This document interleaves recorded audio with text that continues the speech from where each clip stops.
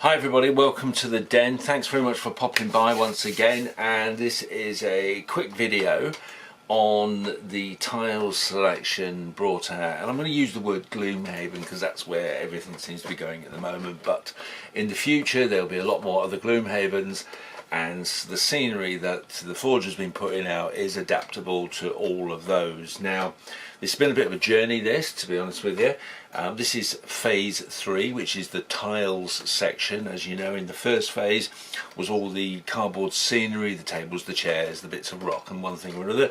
The second phase, which you hopefully would have seen the video on, is all the walls and the doors and everything else. So we had the new sliding doors coming in there for that, and the new design stone door, but you would have seen those all on the other videos as well, and all the walls and everything, which you've all seen, which are all dotted around everywhere. The final phase to that was the tile selection, and this there was a number of different concept ideas out there, but this main idea went out to a Thingiverse contributor called Nestor, and thanks very much, Nestor, for his contribution to a concept idea of how to do floor tiling. Now, a number of people have done different aspects. There's the Axolite gaming tiling system, for which I've got some components down here, which a client has passed through for print, which is a great little system. Lots of moving parts to it. That's one thing that sort of I wasn't 100% sure of whether or not to use that one. The other ones was the boards, which where can I find those? Where can I find those? There's a lot going on here in the Forge. Okay, there was the other boards where they were we got the tiles were supplied and they were made into these boards, which is fine, but you would need 32 of these boards, and they are set for this particular game. Which, okay, that's one way of doing it, but it was quite lengthy print times and things like that. So I've then gone for the modular system. Now, the modular system for the tiles, essentially each tile is a separate item. Now, you would have all seen photographs that I've been putting up onto YouTube and you know, the Facebook pages and so on. And so we have individual tiles. Now, these individual tiles have a recess or a rebate in them, which allows them then to sit in these 1mm thick bases. Okay, and so subsequently, and you would have all seen the pictures, I don't really need to show you too much detail, the actual tiles would sit in like that. Very quick build.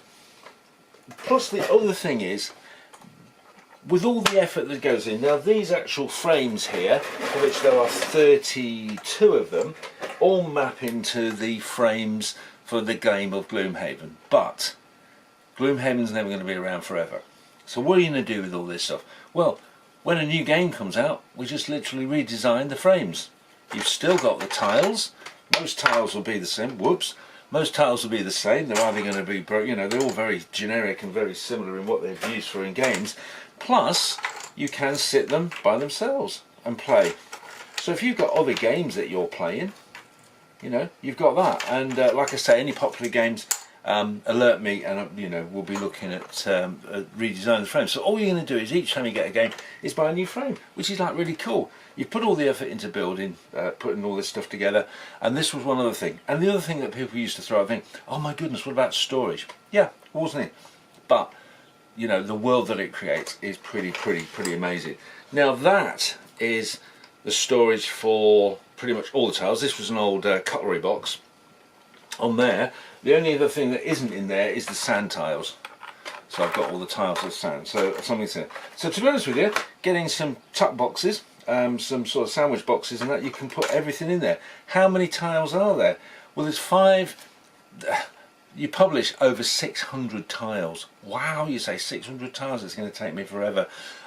Straight after this little intro, we're going to go in, I'm going to give you the main bits to the actual production of them, or the, you know, how you actually go about basing them and things like that. And to be honest with you, it's not, once you've got that little line going, it's not as difficult as it may seem.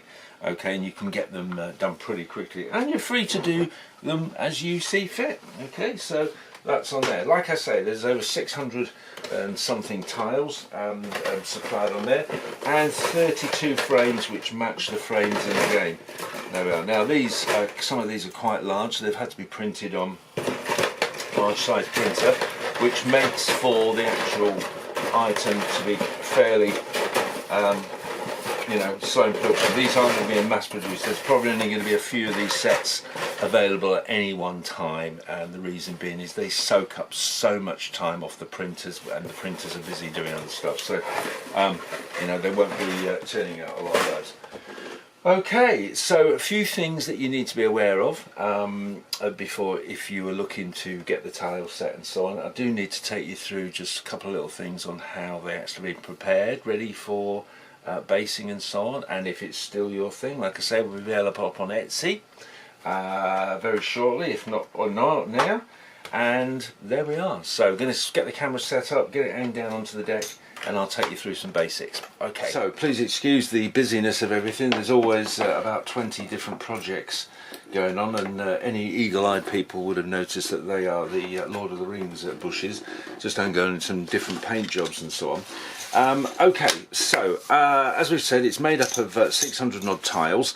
Now there's a number of pattern tiles, the man-made tiles, which traditional sort of cracked tile. Okay, there's about 150 of those.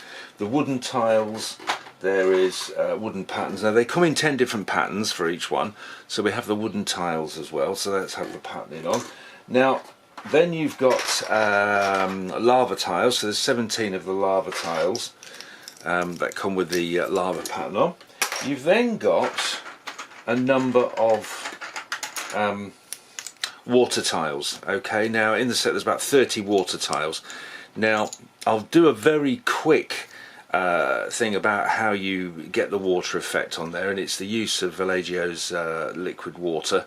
Okay, that's quite a quick, so we'll just very briefly run, but although that is really a tutorial by itself. Now Nesta actually put together some textures that represent other things like sand and stuff like that. And to be honest with you, if you're going to base them, I binned out those textures basically to cut down on the print time. The print time alone is probably in excess of 200 hours, and that's one thing. That's where I set that enormous amount of print time and monitoring time, and that's not keeping the machines. Don't forget, we've got to tend the machines at 200 hours, so that's, you know, can't possibly keep them running for 200 hours back to back because nobody's going to be here to get them done, so it can take a considerable amount of days to it, but that's the actual print run time, and I guarantee you it runs up above that.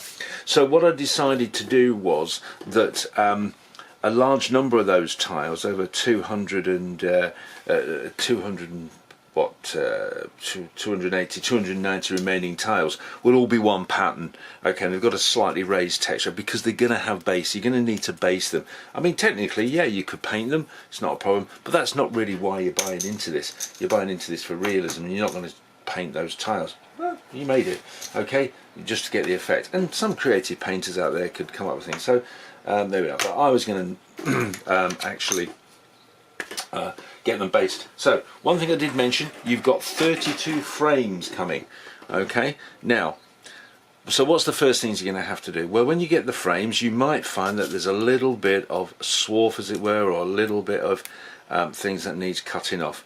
This is because there may be a tiny bit of stringing, but not a great deal. So what you're going to need to have to hand is preferably a really sharp sort of scalpel blade.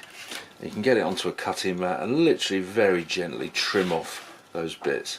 There won't be anything major, but they probably will need a little bit of tidying up to do.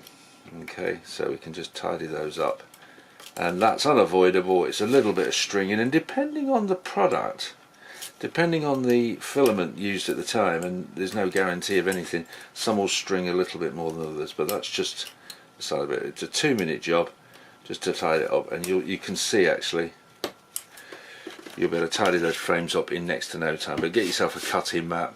But this is obviously, I mean, if you come to this stage anyway, you know what you're doing, so we might need to just tidy up the frames. Anyway, 32 of them, did I say? 32 frames. Okay, now the next thing that you'll need to have to do is to put that away safely. I always like to stick that in a block of wood, because I don't trust myself.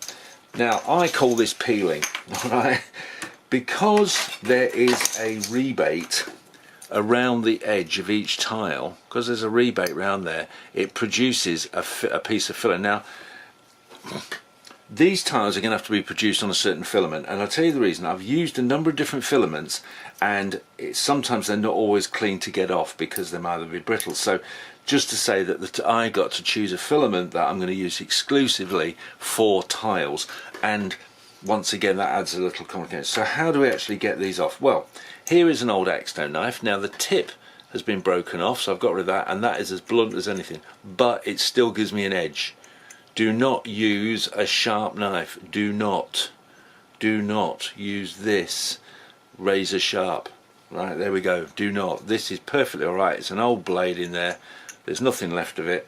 Okay, and what I'm going to have to do is lift off this support material. Okay, now I'm using a couple of different filaments here. Now this particular filament, this white one, works really well. So what I can do is, pointing away from me, hopefully you can see that on there, is get under it and then lift it up very gently. Do not jam right the way through, and you can feel that just pop up. Now what I might have to do then is just place that in there, going downwards, and work my way around. I know you probably can't see that too well, but literally it'll crack round and you'll get two parts. So you've got the support material and you've got the clean rebate.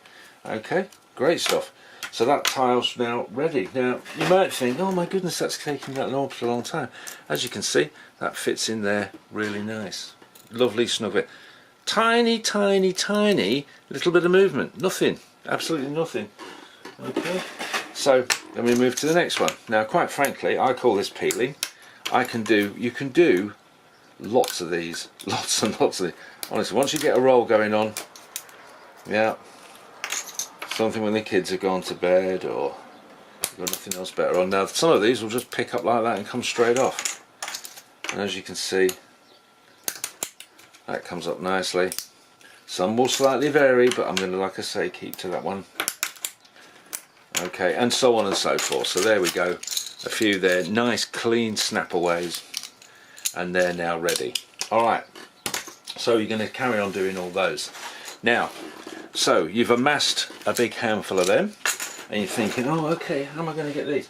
So what I've gone and done, which I had lying around anyway, but it could be anything, I've got some boards. Could be a bit of plyboard, could be some thick cardboard, it's whatever you want it to be. Very simply. Got some blue tack, as we call it over here, other parts of the world.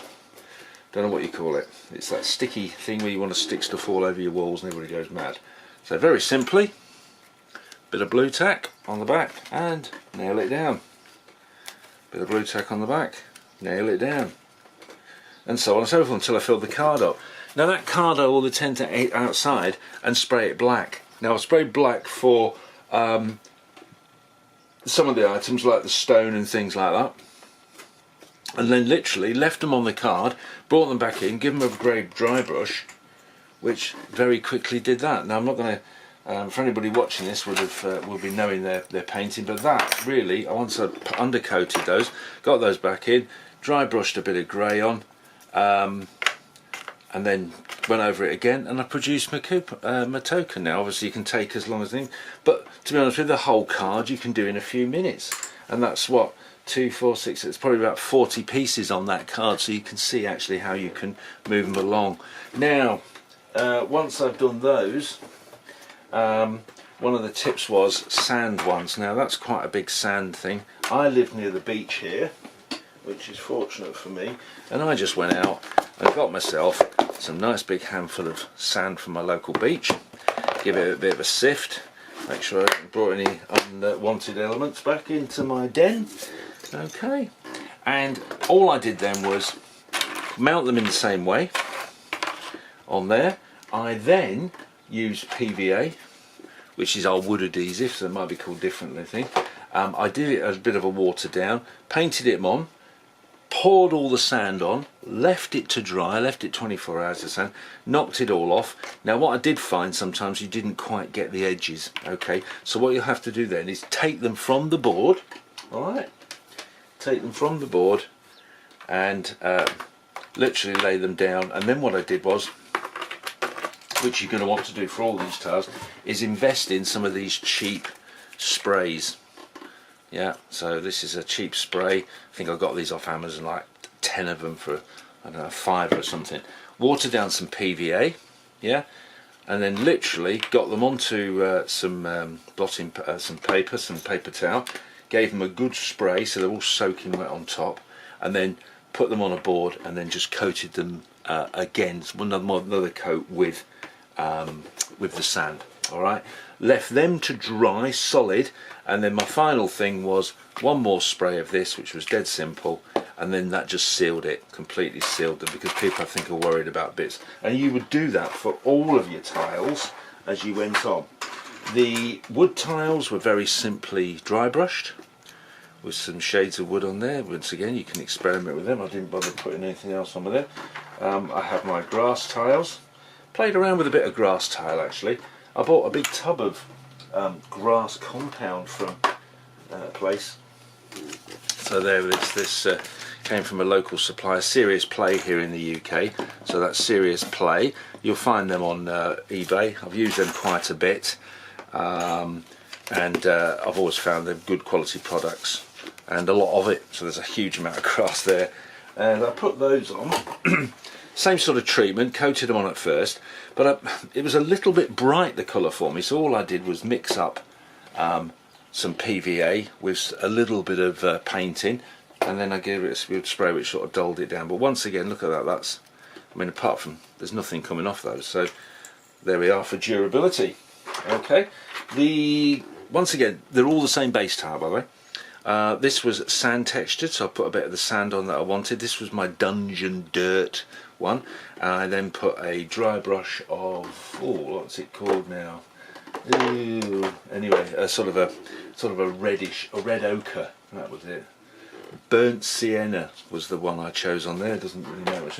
And then put a little wisp, so burnt sienna on there, and then put some this brown, but it is a gloss brown, but very lightly, gives it sort of a satin feel to it. And that was the dirt ones, and like I say, that whole process took very little time at all. The lava tiles, literally based out in yellow. These could have been a bit better, but I was rushing these, to be honest with you. And then dry brush with a bit of orange going around, and then just sort of a bit of a light dry brush on top with some black. So the effect was there. The relief is there, so you can actually take a little bit of time, but collectively they look really good, and there were some pictures on there. Okay, and finally water tiles. Now this is a subject by itself. Essentially, tip, paint them blue. Okay, sort of a nice sort of light blue, or sort of, you know, like a turquoisey blue or something. Get yourself, wherever I've put it, some Vallejo water texture. Now you can buy this in this is lasted ages. It's about £10. I painted some detail. I started painting some detail in, so I painted sort of some of the highlighted areas. What I did then, once it was still wet, was sort of streak the paint a little bit. Okay, so it's not solid on there, and then get them on a really flat surface. So I have a flattened board, leveled board there, and then apply the texture. Now what you will need is some cocktail sticks or something, because as you apply the texture, you'll just have to move it around so that it fills. Let that dry and see what your effect is. Now what I have found, I did that with those, which created some quite nice light sort of streamy effects, and I had some darker effects there. So what I did was I bought out some Vallejo water texture acrylic. That was Pacific colour. They come in different types, like a thick, is this one open? Yeah, so it's sort of like a thick gel, but it dries translucent, so you can paint that on. Really, anything like this is all about experimentation, but you can get away with having that water texture, just painting some detail on, scratch it around a bit, because you know it wouldn't be that solid. Be careful and try them out, you know, just try them out and enjoy. But that's what they come out on there. And actually I got those mixed. I got a whole batch of different sort of things, and I think it just adds a nice little contrast, a little bit of mix to your water textures. But that water texture thing is sort of a video by itself, really. But that's essentially how it is. The time, well, I did this in bits and pieces, which, you know, I got other projects on the go and so on. But realistically, if I was faced with all 600 tiles in front of me, a good weekend's work and it's all done. I'll be perfectly honest with you. It's not a major thing. It's just drying time, having plenty of them boards, getting boarded out, having obviously the time to just go out and give them a good spray coat. If you're doing, I did brown and black. What I found with on the grass, for instance, I mixed up some, those were my sort of dirt tiles. I have got a huge selection of bits and pieces that I bought off the internet. I mean, or if you are a scenic designer, you know, if you're getting into the scenery, you will have to fish around on eBay for Amazon for people who do sort of the packs of dirt for railway enthusiasts and things. So there's no shortage of the stuff out there. I did find that I found it best to spray some of my things in a slightly different colour. That's it really. So the main thing you've got to do is peel the tiles, as I like to call it, and just tidy up the frames, which is no biggie to be honest with you. You'll quite clearly see on those. The one thing you do also need to make sure you have is, very lastly, is a needle file. That's a triangular needle file, because for the best will in the world, when you come to fit your tile, if it's just not sitting right, it's normally because you just need to give it a little bit of encouragement like that. Absolutely nothing. 99% of the time it's not required, but just do that, and then that particular tile will just sit perfectly there. And you can, people think, oh, if I'm moving it around, is it going to go? Well, that can be moved around quite a bit and it's not a problem. There we go. Setup time, hardly anything really, isn't it? But aesthetically pleasing, making the game look great, absolutely priceless. And once again, those are a standard size for hexes. Yeah, you're going to make those, you're going to keep those forever, and the only thing, like I say, that will change in time is the boards. So if you know, Gloomhaven people bring out a big box set, which they seem to be promising, which I probably won't see in my lifetime, then, you know, they might bring out more map panels. So what do? Well, I'm sure that we'll just get straight on, get the new maps and remake these map panels, okay, to fit your set. Hopefully that is enough to whet your appetite. Like I say, be up on Etsy. Apart from that, thanks very much for watching. If you've got any comments or suggestions or anything else that you might like to see, then please subscribe to the Facebook book page or the YouTube channel. I'm going to be trying some Facebook Live events as well, which seems quite interesting, just to people for Q&A. But apart from that, thanks very much for watching. See you next time. Bye bye now.